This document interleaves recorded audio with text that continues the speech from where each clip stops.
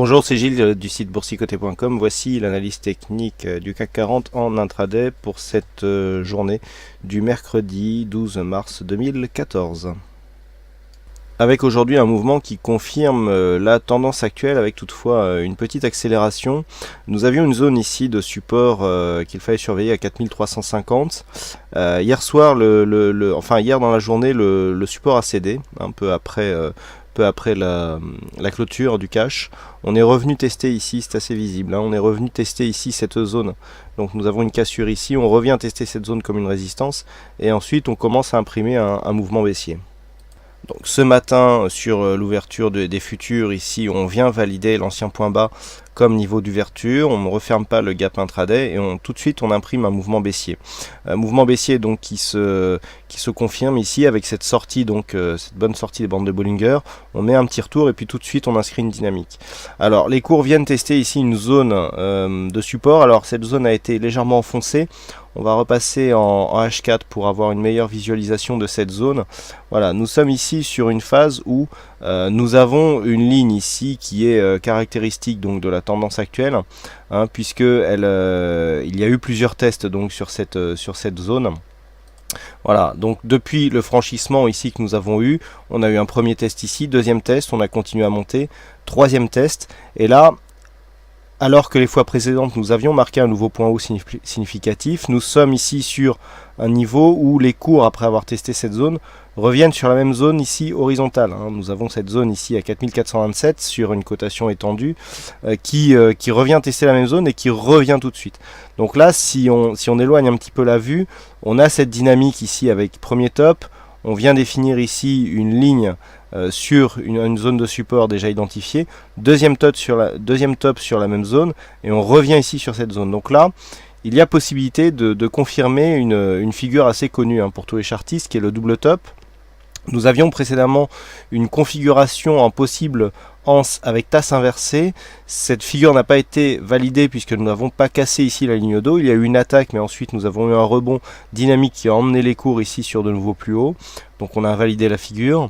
Mais on voit que sur cette configuration, bien l'objectif qui aurait eu lieu si la anse avec tasse inversée avait été validée est le même ici que sur le double top, puisqu'il s'agit ni plus ni moins que d'un report d'amplitude que nous traçons ici en prenant le plus haut par rapport à la ligne d'eau, et nous reportons ici cette amplitude sur la cassure. Donc sur la cassure, ça nous donne à peu près ce genre de choses, et donc nous avons ici un objectif en cas de cassure qui se situe à 4156 points.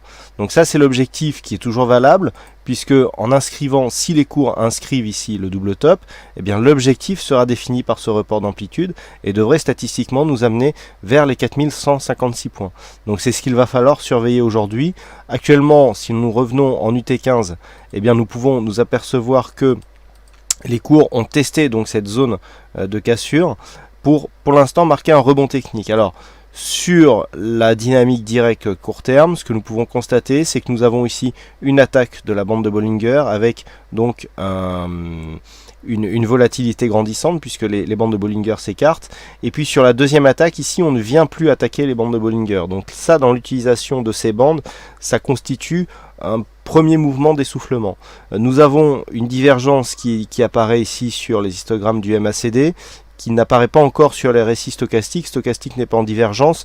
Du point de vue du RSI, on est sur une évolution horizontale. On voit ici ces deux points bas qui correspondent à la zone analysée qui sont horizontaux. Donc actuellement, nous sommes donc sur une phase de test d'un point de vue d'un support significatif, rebond qui n'est que technique. Il faudrait repasser au-delà des 4302 points pour vraiment avoir l'espoir d'une possibilité de retournement. Pour l'instant, on est toujours ici dans une configuration baissière, avec cette moyenne mobile 20 ici qui souligne la dynamique et des attaques répétées sur la bande de Bollinger inférieure. Donc, tant que l'on ne repasse pas ici au moins au-dessus des 4302, voire de cette moyenne mobile 20 exponentielle, le top pour invalider cette tendance serait de repasser au-delà de cette zone des 4309 points. Tant que nous ne repassons pas toutes ces zones, nous sommes dans un flux baissier avec comme objectif donc la rupture de cette zone des 4285-90. Nous avons ici un support sur cette cotation qui est légèrement inférieur. toute façon c'est une zone, donc si nous avons une cassure de cette zone validée par un retour donc sous cette zone comme résistance, et bien l'objectif donc qui deviendra donc un objectif court moyen terme sera défini par le report d'amplitude tel qu'il vient vous être présenté.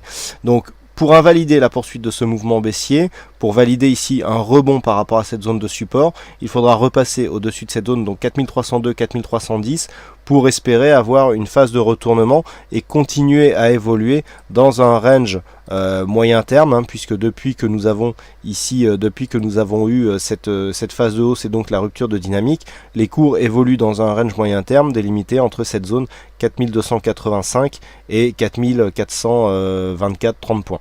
Hein, donc pour l'instant, nous sommes toujours dans le range, nous sommes portés ici par une dynamique baissière assez puissante.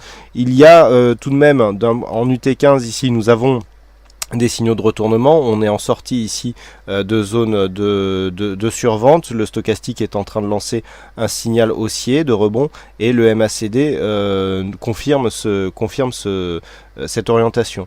Mais il faudra valider donc ce possible retournement donc par une cassure haussière des zones qui vous ont été énoncées ici, hein, je reviens dessus, 4302 à 4310 points.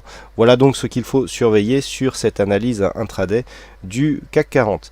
Donc il ne me reste plus qu'à vous souhaiter à toutes et à tous une bonne séance, bonne chance dans vos prochains trades, et on se donne rendez-vous donc dès ce soir pour toutes les autres analyses techniques du site boursicoté.com. Bonne séance à tous.